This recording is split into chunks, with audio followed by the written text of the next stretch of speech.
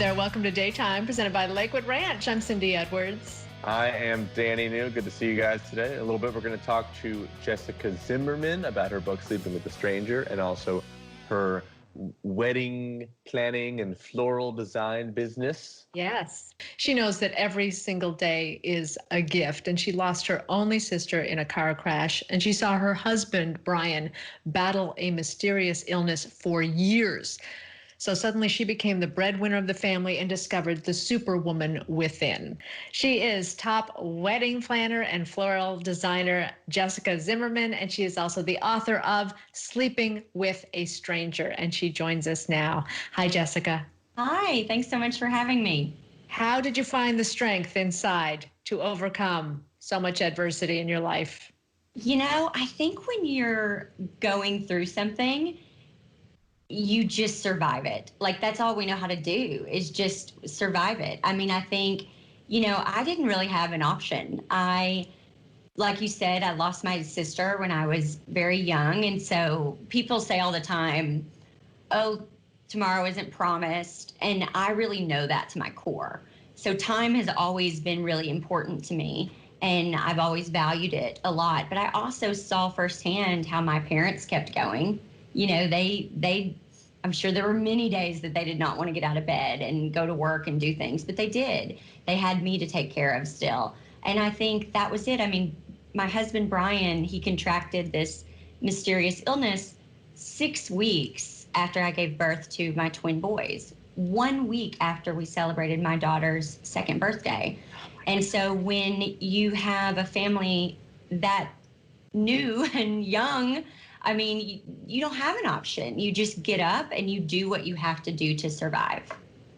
Well, Jess, I feel like this is the perfect time to be talking to you, because I think a lot of people are stuck inside and don't know how to turn tragedy and trauma into productivity, to find that motivation. So how do you sort of motivate yourself, talk to yourself and say, okay, I know I'm feeling this way, and maybe I'm feeling like I don't really want to do anything at all, but this is the only thing I can do?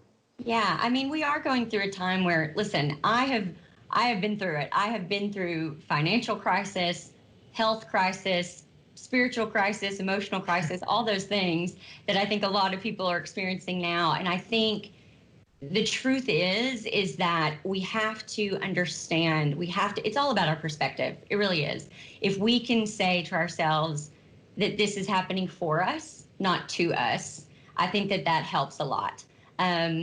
Even when I was going through the darkest days of what you read in Sleeping with a Stranger, I had to say that to myself. I had to say, this isn't happening for nothing. Like, there's something that this is preparing me for, or there's something good that will come out of this, or I had to believe that.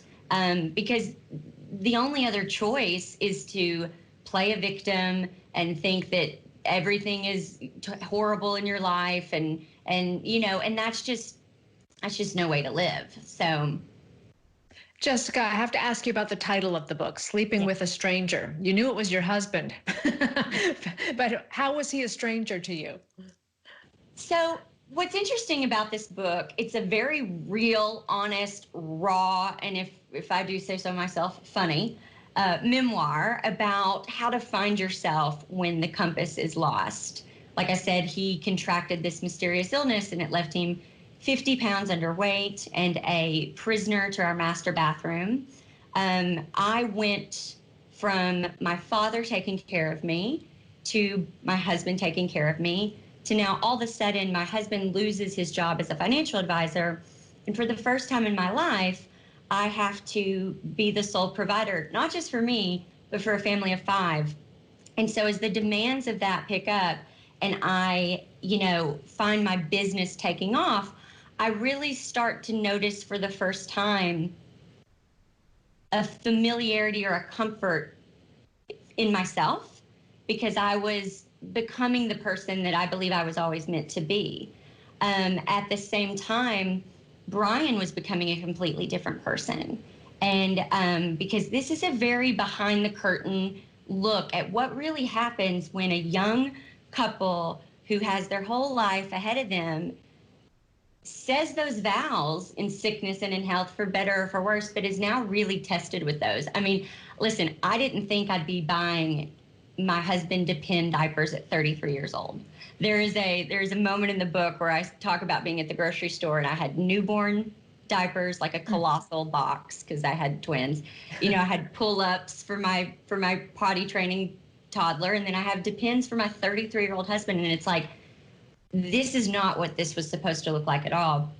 And so it's a very real and honest look about what happens to that dynamic. And basically, we became two different people. And it is because when you're someone who has kind of been responsible for your family and taken care of them, and then you lose your job, you don't know what's wrong with you physically, then you're going to deal with the mental side of that. And he was a different, I didn't recognize him. And then I'm becoming this different person. And we have to now decide, do we like these people? Right. Do we want to stay together? Do we want to support these new people? But what I really think it is at the end of the day is, I think it's a rallying cry for women who are coming to terms with their own trauma, but also women who want to write their own script instead of reading off of the one that society hands us. And Amen.